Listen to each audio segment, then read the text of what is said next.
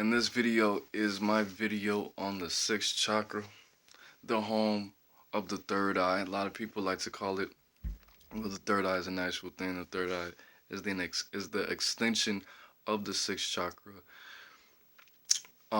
Its major function is attracting knowledge, obtaining wisdom, and understanding.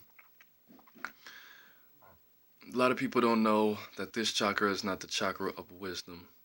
Wisdom is actually in the heart chakra. Wisdom comes from knowledge and action, and you can only have action from the body, which action doesn't come from the mind. Action comes from the body. But when you combine knowledge with action, you get wisdom.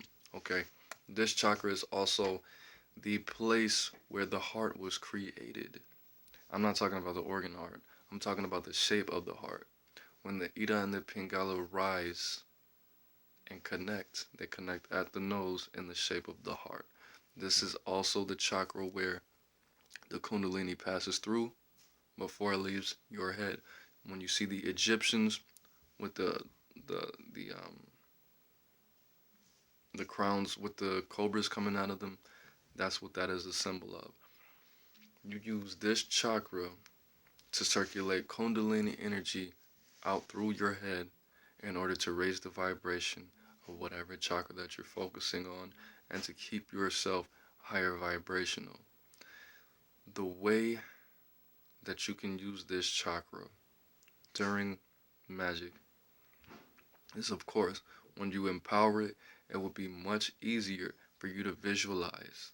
It will be much easier for you to receive downloads. It will be much easier for you to connect with the entities, the deities, or ancestor spirits that you want to connect with. This chakra rules seeing, intuition. Okay, of course, like I told you in the solar plexus video, this chakra must be combined with the solar plexus for your psychic abilities to be at its highest. But on its own, it's pretty damn powerful. Okay. Now, how I keep this chakra strong, how I keep this chakra activated, how I keep this chakra, how I open this chakra even, is through practicing visualization, using my imagination. Okay, sometimes I meditate, I sit and I just daydream. I don't necessarily power meditate all the time. Sometimes I sit and I just daydream and think about things that are not of this universe, that are not in my existence, and I visualize. That is how you keep this chakra strong. Okay, one of the powers that I've developed is the power of echolocation. I take in energy, put it in the middle, and I let it go. Sometimes I'm looking for an answer. Sometimes I'm looking for a physical thing, like my shoes. Sometimes I want to know how far or close somebody is when they're on the way to my home. Okay? This is something that you can definitely use this chakra for. Next is how I use to balance this chakra and to empower it. I mean, how I activated it was I chanted Om and I visualized a light the size of a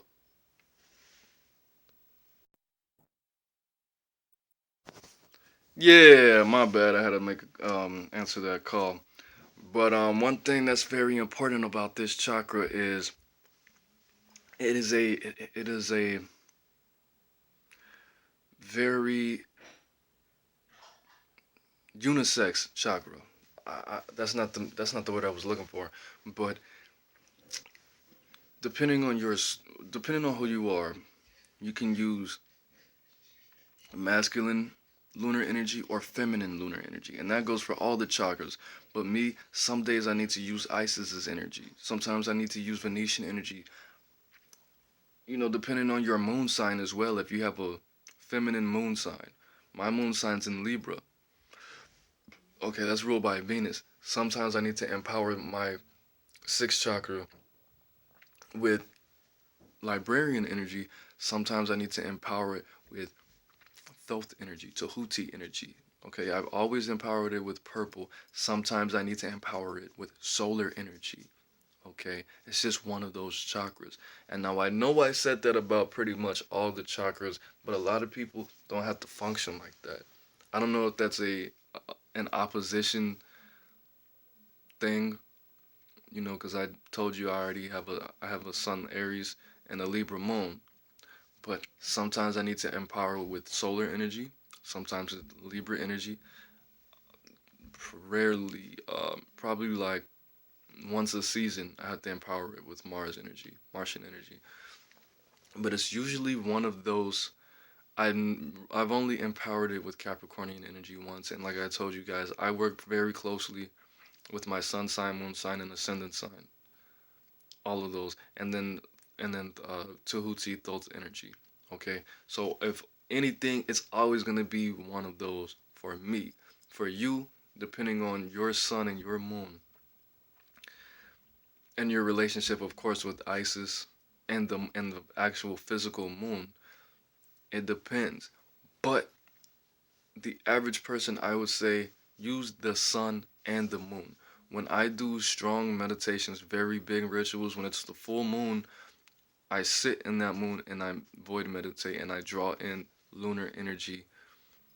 And the next day, no matter what the sun and the moon signs are, no matter where the sun and the moon are in the sky, I always make sure to empower my sixth chakra, third eye, with the sun's energy. I always do that no matter what. Okay, even if it's cloudy, I'll sit in the crib and I'll find one of the gods of the sun and get it popping, okay? But that's just one of those. That's definitely just one of those chakras.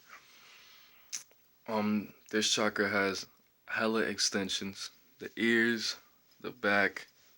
There's multiple eyes. There's not just this third eye. There's one on your nose, here, here. There's. I would even consider the facial chakras, the eyebrows, the mustache, the mouth, and the inner ears an extension of the sixth chakra. And the affirmation that I use for this chakra is, I am showing love through knowledge. I'm showing love through knowledge.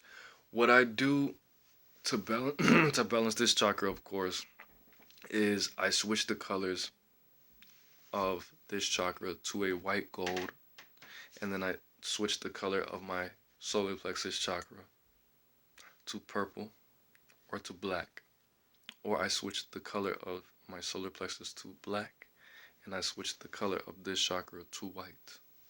Okay. Another thing that you can do that I like to do is I fill my brain with ether and I make sure that it glows very, very bright. And I breathe it in, breathe it in, breathe it in, breathe it in until it goes when it gets to the middle, when it hits that pineal gland, when it hits like halfway, my eyes halfway, and it's all around, I just sit there and I wave it back and forth, and I feel it in my ears. I wave it forward and back, and I do like that.